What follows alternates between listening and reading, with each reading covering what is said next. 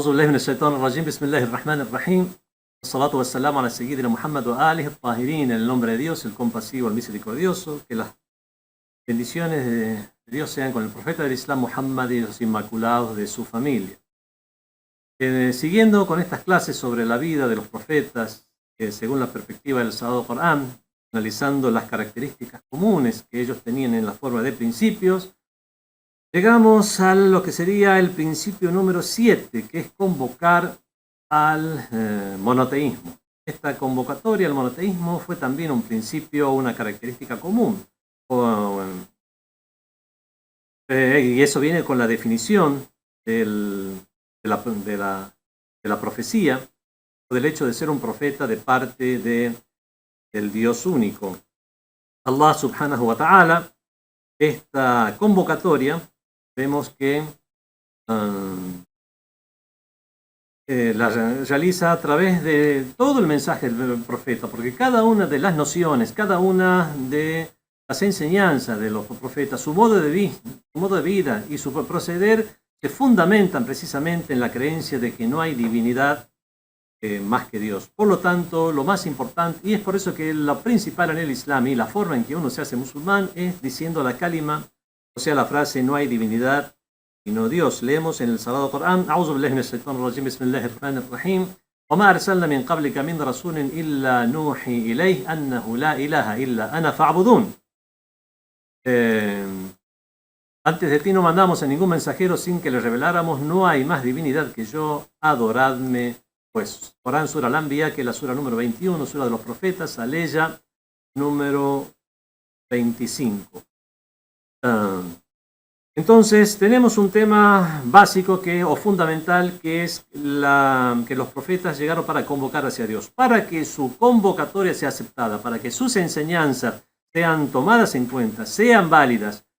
Luego, por supuesto, de haber aceptado la creencia en Dios y que este profeta que tenemos enfrente fue enviado por Dios, o que el mensaje que nosotros ahora tenemos enfrente es el mensaje de uno de los profetas divinos, debemos obedecer a ese mensaje, debemos obedecer a ese mensajero. Por lo tanto, esa obediencia a Dios también se da mediante la anuencia divina, el permiso divino y la orden divina. Dice Allah subhanahu wa ta'ala en el Sagrado Corán: وَمَا أَرْسَلْنَا مِنْ رَسُولٍ إِلَّا لِيُطَاعَ بِإِذْنِ اللَّهِ. No enviamos a ningún mensajero sino para que sea obedecido con la anuencia de Dios. Esto está en el Corán, Sura An-Nisa, que es la sura número 4, aleya número 64. Entonces, dentro de lo que es el principio número 7, que es la que todos los profetas convocaban al monoteísmo o la unicidad de Dios, tenemos entonces este subtema, que es que la obediencia a los profetas es con la anuencia de Dios, es con el permiso de Dios. Dice Allah subhanahu wa ta'ala en el Sagrado Corán, poniendo énfasis en esta misma noción: وَمَا أَتَاكُمُ الرَّسُولُ فَخُذُوهُ وَمَا نَهَاكُمْ عَنْهُ فَانْتَهُوا. Si el mensajero trae algo, aceptadlo, y si os prohíbe algo, absteneos de ello. Corán, Sura Al-Hashr, que es la sura de la congregación el día de la resurrección, sura número 59, aleya número 7. Por lo tanto, vemos que es con la anuencia de Dios que el profeta debe ser obedecido, más que con la orden de Dios, como acabamos de leer en esta ley. La obediencia al profeta es entonces con el permiso de Dios de manera coercitiva. Es una orden, es un imperativo. El imperativo, mientras no exista un indicio de que ese uso del verbo en imperativo en los diferentes idiomas sea en carácter de ruego, de consejo o de deseo, mientras no existe ese indicio, el modo imperativo es para expresar una orden, y de ahí su nombre. Es por eso que en todas estas aleyas, en todas estas mensajes que encontramos a lo largo de la religión, que se debe obedecer al profeta, vemos que se da de una manera coercitiva y eso forma parte de la guía de Dios, porque dentro del plan divino está que se debe obedecer al profeta.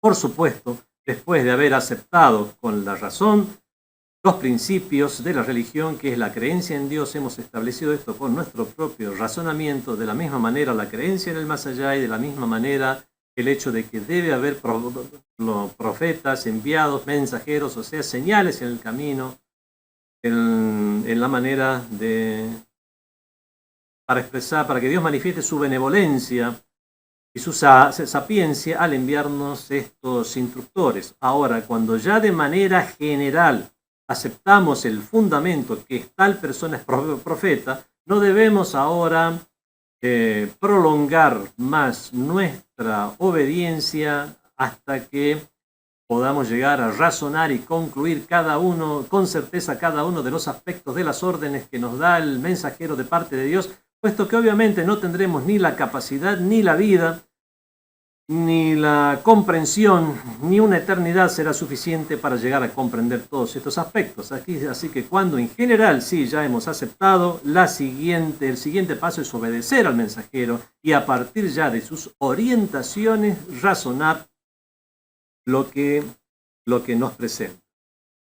Si bien estas nociones se retroalimentan, cuando alcanzamos la noción de que alguien es mensajero llega hasta el punto de certeza, como a partir de ahí, luego de esa certeza, sea así tomar sus palabras como una orden para seguir progresando en las nociones, ya considerando estas orientaciones del profeta como inmaculadas y como parte de la guía de Dios. Allah subhanahu wa ta'ala nos da esta guía. Y cuando nos pide que obedezcamos al profeta es precisamente porque considera que esta obediencia al profeta es como obedecer a Dios. Leemos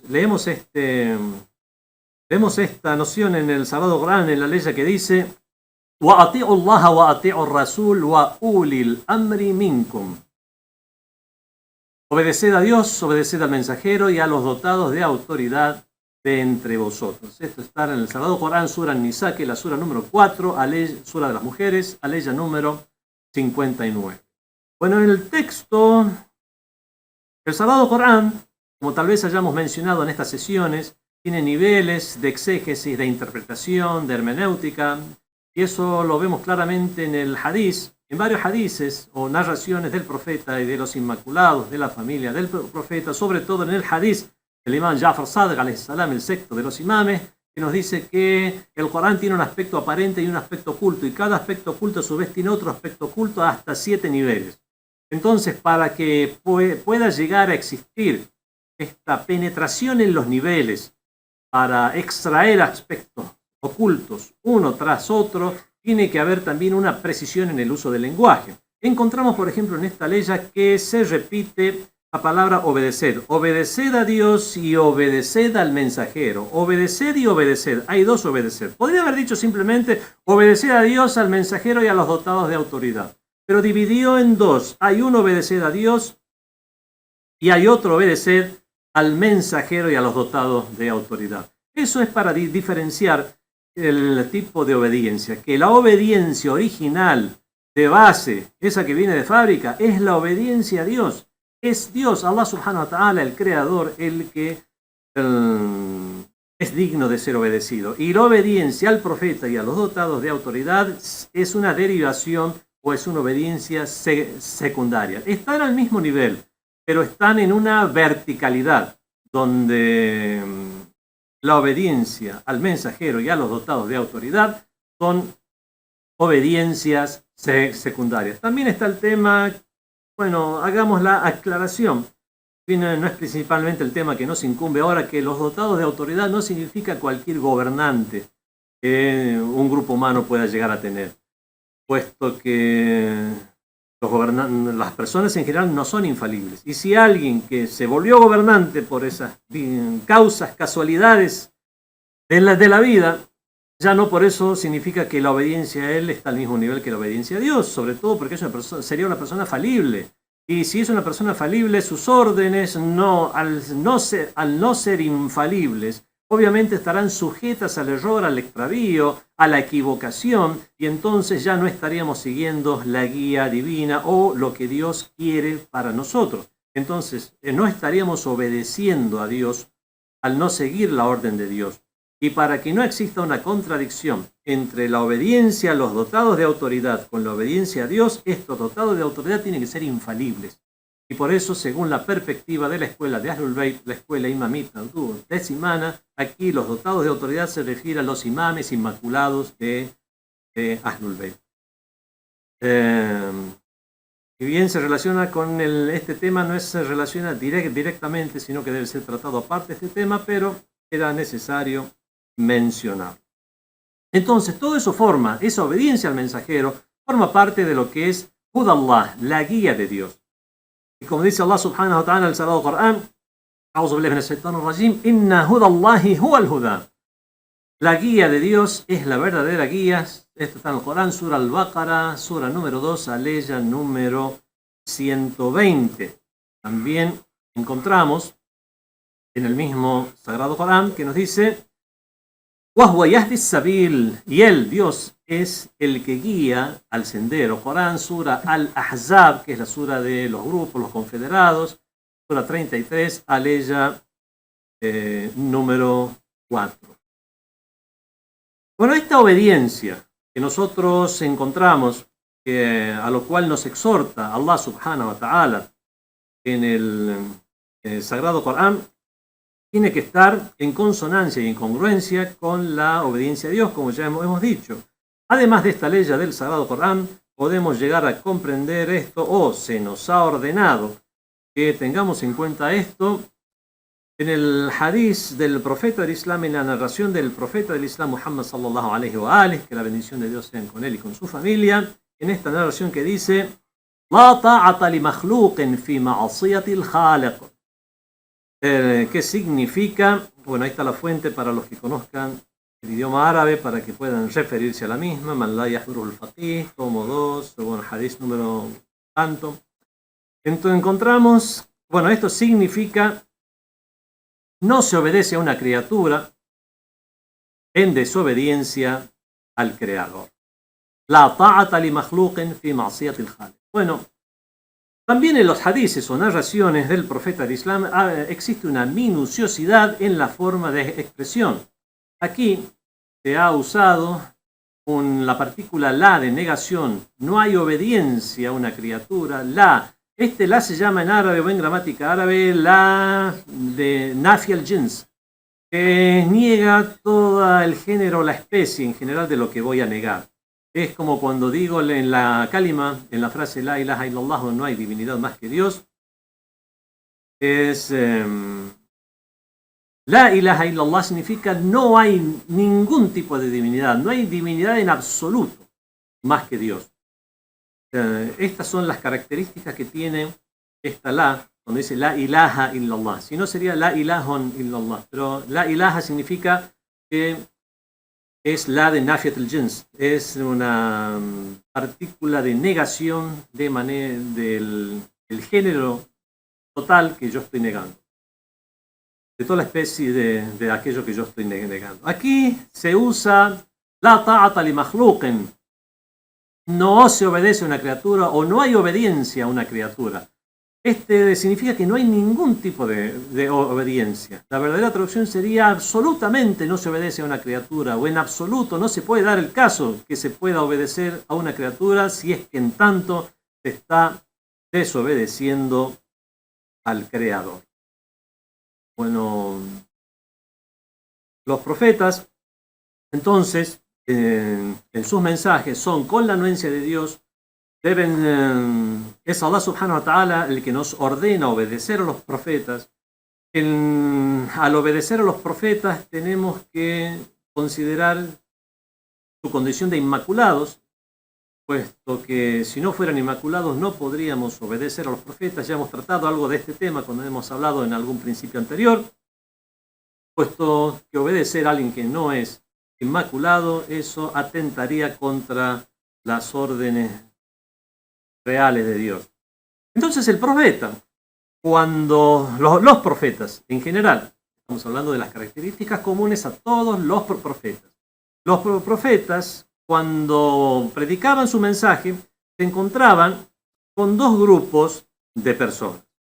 O se encontraban con personas que aceptaban el mensaje, aquellos que podemos decir que permanecían en su fitra o naturaleza primigenia, en la naturaleza original, esa tendencia original que hace que las personas tiendan al monoteísmo, a la creencia en un solo Dios, y al permanecer con esa puros de conciencia aceptaban la invitación de los profetas. Pero los profetas también se encontraban con aquellos sumidos o atrapados en la arrogancia, en la soberbia, en el desborde de los vicios, y cautivados por o aprisionados en sus pasiones mundanas, que es la razón principal por la cual, después de establecerse la condición de profeta de un profeta, no se lo acepta.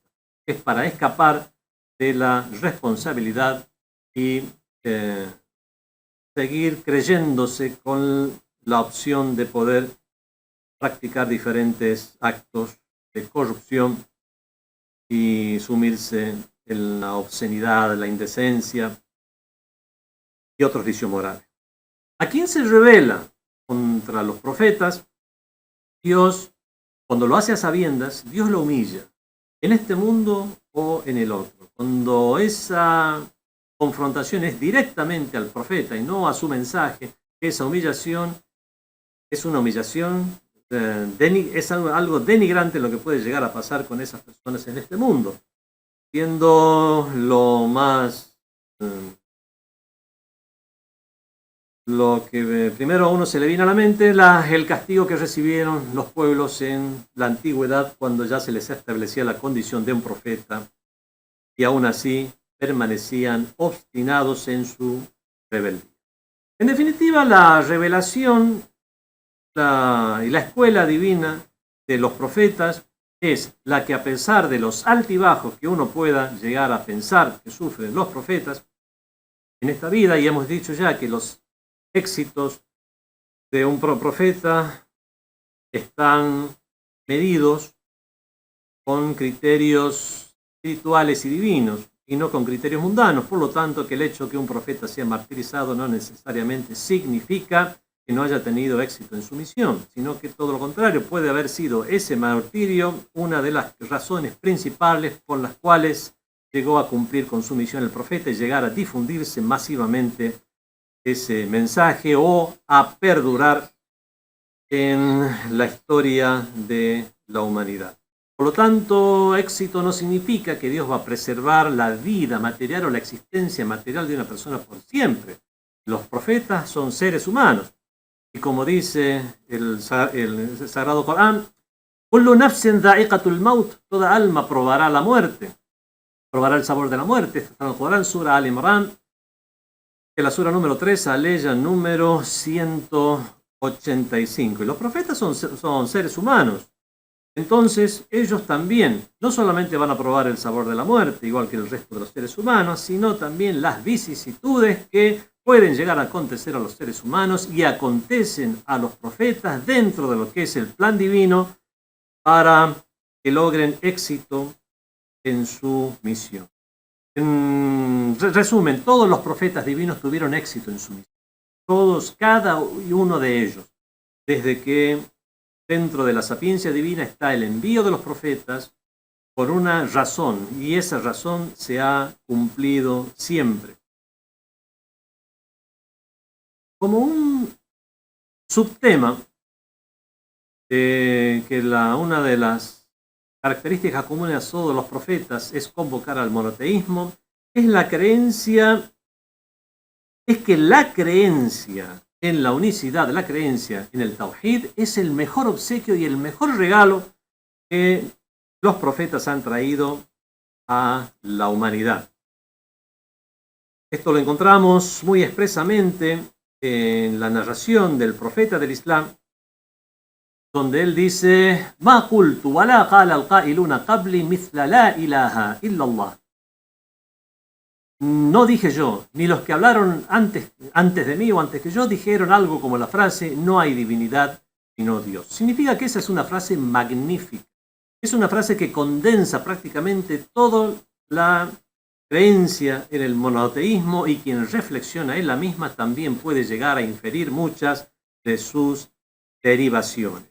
Y es precisamente por eso que es la frase con la cual, es la fórmula mediante la cual una persona ingresa en el Islam de manera oficial, obviamente, ante los demás musulmanes, porque no hace falta realmente, cuando alguien ya tiene la creencia, ya es considerado musulmán ante Dios, pero a los fines jurídicos, por llamarlos de alguna manera, casamientos, bueno, cuestiones por el estilo, y otros rituales más, dirigir un rezo, hace falta que oficialmente delante de sus pares musulmanes una persona diga la kalima. Bueno, el profeta del Islam dijo la ilaha illallah, o la frase no hay divinidad más que yo. Es una frase tan magnífica que nadie trajo algo como eso con anterioridad. Bien, es la frase o el énfasis que se pone en esa frase y la forma en que tiene tanta trascendencia en la vida de los musulmanes esa frase, porque si es la noción o es la idea, es el mensaje de todos los profetas a lo largo de los siglos. Están siendo la palabra de todos ellos. Y es precisamente por eso que los inicuos, arrogantes, opresores, corruptos se enfrentaron a los profetas a lo largo de la historia por lo que aparejaba la creencia y no por la creencia en sí, que podían simplemente dejarla de lado, no aceptarla, pero en cambio la enfrentaban, la confrontaban precisamente por eso. Leemos en el Sagrado Corán que se refiere a esta confrontación, la forma en que se rebelaba la gente en contra de los profetas, en la ley como aquella que dice: أَفَكُلَّمَا جَاءَكُمْ رَسُولٌ بِمَا لَا تَهْوَى أَنفُسُكُمْ اسْتَكْبَرْتُمْ فَفَرِيقًا كَذَّبْتُمْ وَفَرِيقًا تَقْتُلُونَ. ¿Es que tenías que mostraros altivos siempre que venía a vosotros un mensajero con algo que no deseabais? A uno les desmentíais o les desmentisteis y a otros les disteis muerte. Esto está en el Corán, Sura Al-Baqara, Sura número 2, en la Sura de la Vaca, ley número 87. Bien, la causa de revelación de esta ley es enseñarle o instruirle a los musulmanes lo que hicieron comunidades anteriores, sobre todo estaba dirigido a los hijos de Israel que habían hecho eso de asesinar a profetas, desmentir a otros y bueno, maltratarles porque no les traían aquello que era acorde a sus caprichos o a sus intereses. Si bien iba dirigido a ellos en particular, el mensaje o la noción se aplica a todos aquellos que combatieron a los profetas a lo largo de la historia y no es algo exclusivo o privativo de ellos. En el Corán también encontramos que dice: وَأَرْسَلْنَا إِلَيْهِمْ رُسُلًا كُلَّمَا جَاءَهُمْ رَسُولٌ بِمَا لَا تَهْوَى أَنفُسُهُمْ فَرِيقًا كَذَّبُوا وَفَرِيقًا يَقْتُلُونَ.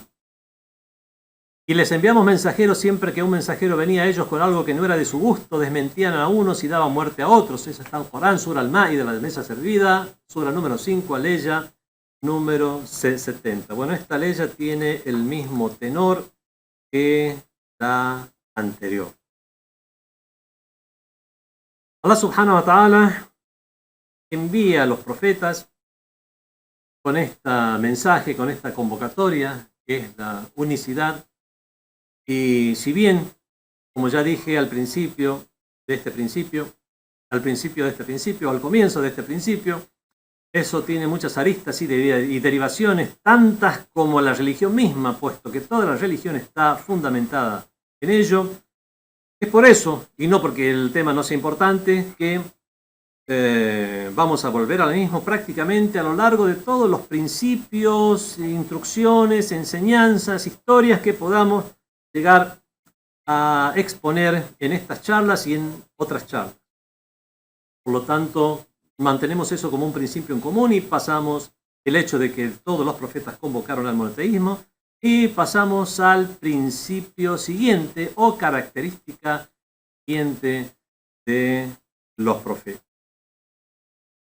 Otra de las características de los profetas es que convocaban a la piedad, convocaban al taqwa.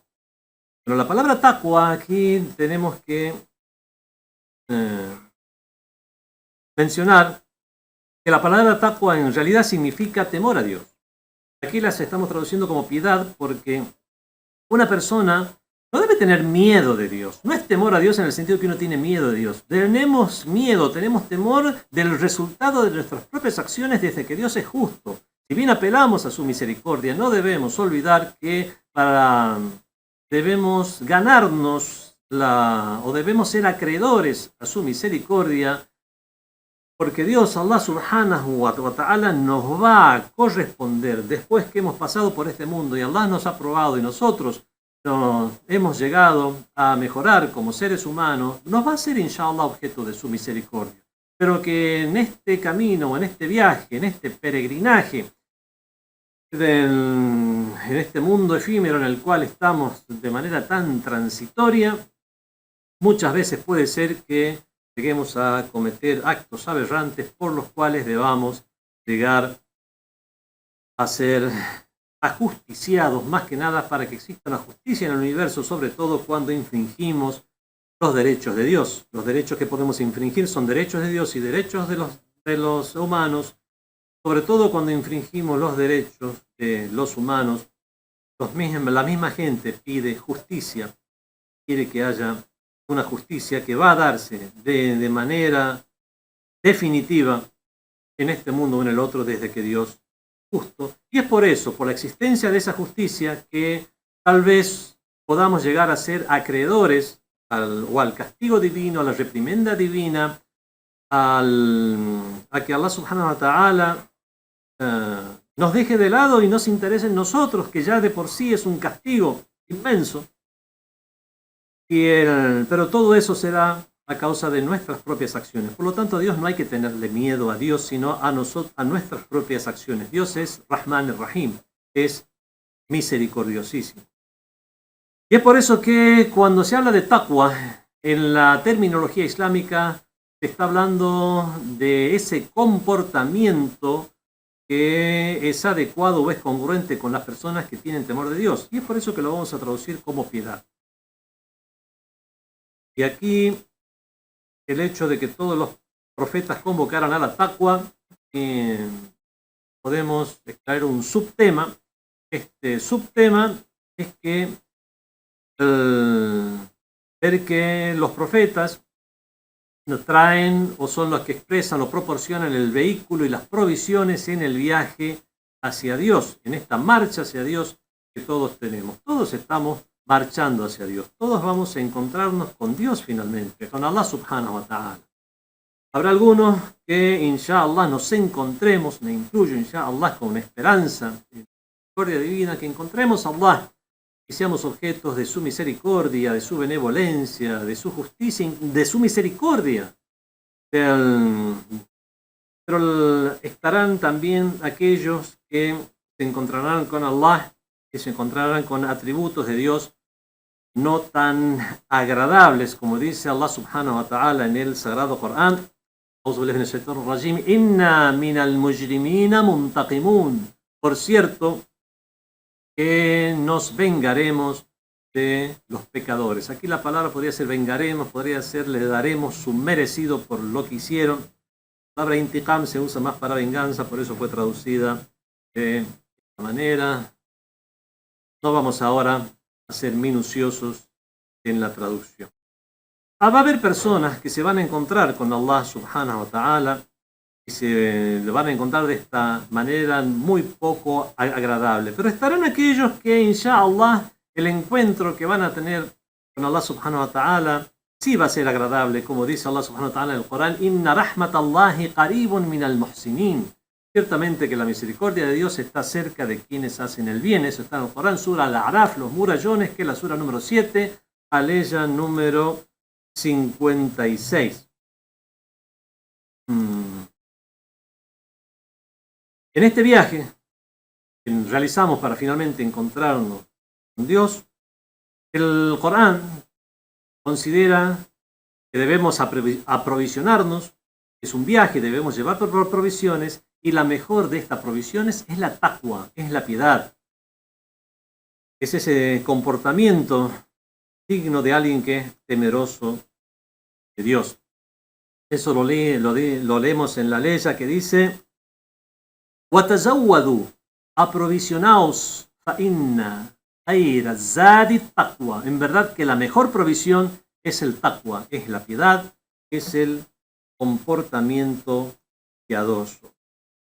El profeta Nuh, alayhi salam, invitó a esta taqwa, convocó a su pueblo hacia esta taqwa, y lo hizo en palabras del Sagrado Corán con dos tipos de exhortación. Con una exhortación primero de manera no indirecta, es directa, pero en la forma de una pregunta retórica, y para pasar después a otro plano que es el de la orden directa. Vemos en el Sagrado Corán que se refiere a esto cuando dice: كذبت قوم نوح المرسلين إذ قال لهم أخوهم نوح ألا تتقون إني لكم رسول أمين فاتقوا الله وأطيعون. El pueblo de Noé desmintió a los enviados. Cuando su hermano Noé les dijo: ¿es que no vais a temer a Allah? Es una observación. No es una pregunta donde les está preguntando porque él no tiene esa información y quiere saber. ¿No vais a temer a Allah? Quiere saber si le van a temer o no. Está viendo que no tienen temor de Dios, y en la forma de una pregunta retórica los está exhortando a tener temor a Dios. Ese es un nivel de exhortación. ¿Es que no vais a temer a Allah? Tenéis en mí un enviado digno de confianza. Y aquí llega la segunda exhortación ya en la forma de una orden. Temed pues a Allah y obedecedme. Esto está en el Corán, sura Shu'ara, sura de los poetas, que es la sura número 26, aleya 105 a 108. El verbo aquí está en imperativo, entonces vemos que cuando el verbo en la mayoría de los idiomas es de esta manera, si no existe algún indicio por el cual podemos llegar a comprender que ese verbo que gramaticalmente está en imperativo, realmente lo que hacemos es tenemos una intención de deseo o un ruego o incluso de manera indirecta, en la forma de hacer una pregunta de una manera indirecta. No, cuando no existe ningún indicio que nos lleve a eso, la forma normal y original del verbo en imperativo es para lo que indica el nombre, para una orden.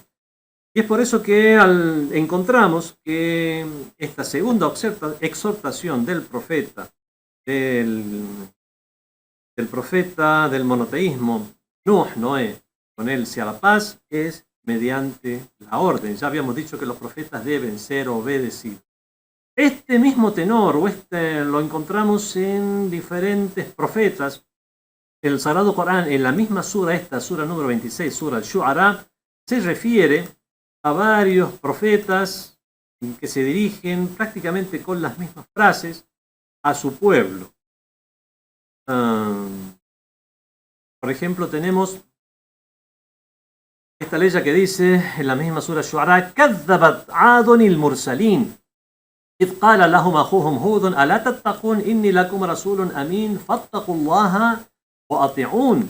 Los aditas, la gente de Ad, del pueblo de Ad, desmintieron a los enviados. Cuando su hermano Hud les dijo: ¿es que no vais a temer a Allah? Tenéis en mí un enviado digno de confianza. Temed pues a Allah y obedecedme. Vemos que aquí también están las dos exhortaciones de la misma manera. Prácticamente son las mismas palabras que encontramos en el Sagrado Corán. Esto está en el Corán, sura Shu'ara, sura número 26, aleya 123 a 126.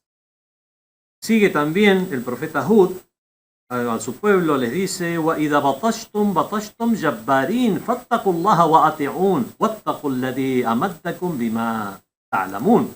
Cuando usáis la violencia, lo hacéis sin piedad. Era un pueblo realmente bastante de pocas pulgas.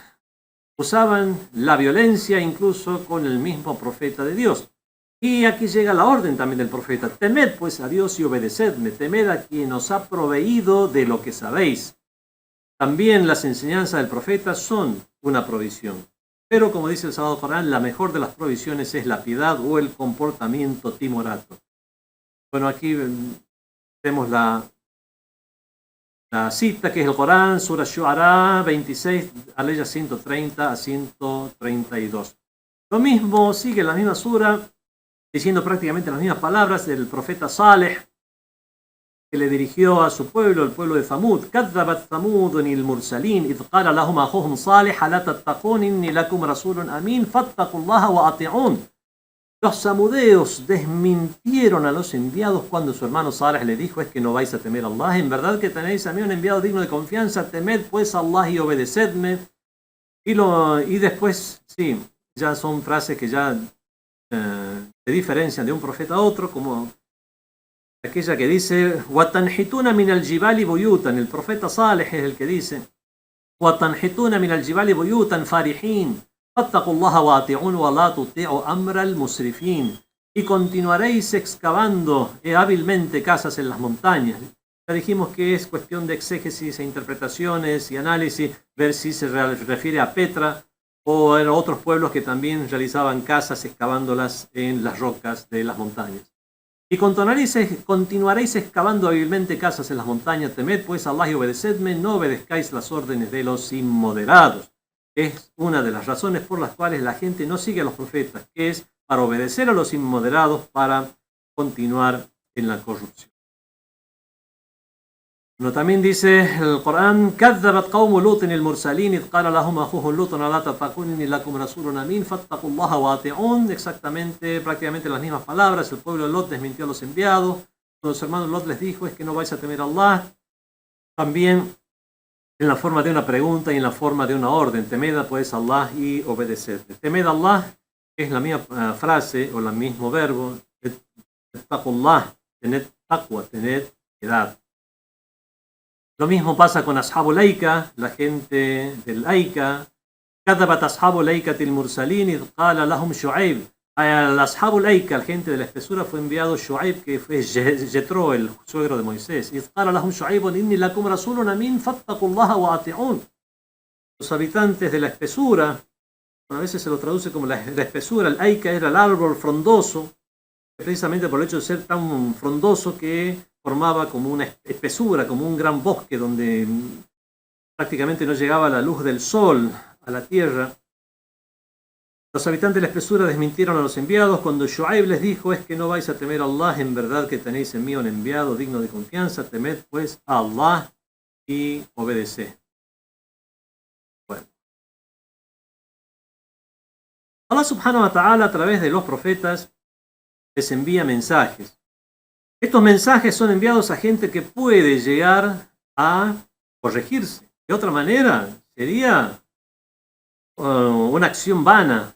Sería en vano transmitir un mensaje a quien no se puede corregir. Es por eso que cuando las personas llegan a un punto en la cual no van a corregirse, el mensaje ya es diferente. Ya es con advertencia. Dicen que el que avisa no traiciona, entonces ya es para advertir la llegada de un castigo. Cuando un médico que está tratando a un enfermo ve que ese enfermo ya no va a responder a ningún tratamiento, ya sea porque se niegue a recibir el tratamiento o ya sea porque no le sirve el tratamiento para absolutamente nada, es ahí cuando ya le dice: puede comer lo que quiera. A pesar de estar tan pero tan enfermo, ya puede hacer lo que quiera, ya puede comer lo que quiera. Diciendo: aproveche estos últimos momentos, minutos, tiempo. Es por eso que cuando encontramos una ley del Sagrado Corán como la que dice,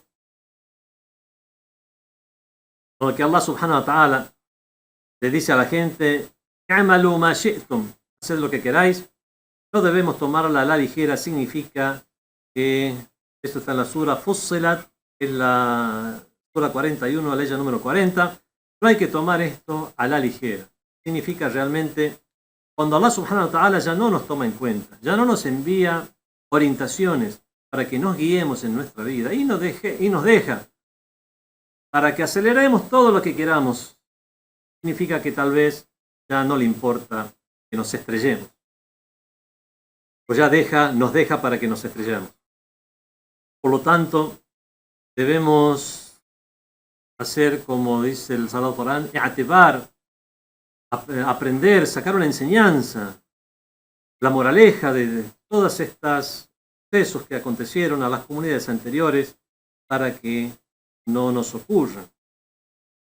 Esto también, el hecho de que Allah subhanahu wa ta'ala, o que un grupo humano ya no quiera ser guiado, lo encontramos, por ejemplo, en la ley que dice, Sawa'un alayna, le respondieron los profetas, Sawa'un alayna, aw azta am lam takun min al-wa'izin. Dijeron, nos da lo mismo que nos amonestes o no lo hay. Ahora también en la Sura Shu'ara, Sura Los Poetas, número 26, aleya número 136, o también aquella ley donde ya refiriéndose a ese tipo de personas, Dios dice, Sawa'un alayhim andartahum am lam tunzirhum la yu'minun. Da lo mismo que les adviertas o no a los infieles, no creerán o no creen. Corán, Sura Al-Baqarah, Sura número 2, aleya número 6. Encontramos que esta noción es una noción realmente bastante fuerte, que es cuando ya se deja a un pueblo que haga todo lo que quiera. Que Allah no nos cuente entre ellos, sino que nos cuente entre aquellos que observan el comportamiento piadoso, se abstienen. Taqwa significa abstención. Tener taqwa significa abstenerse de aquello que desagrada a Dios, hasta que ello ya se convierte en un hábito, en un buen hábito para el creyente, donde ya ni siquiera se le ocurre hacer una mala acción, hacer algo que desagrade a Dios, hacer algo con lo cual perjudique a sus congéneres, sino que todo su comportamiento estará centrado en aquello que lo haga convertirse en mejor persona. Wassalamu alaikum wa rahmatullahi wa barakatuh.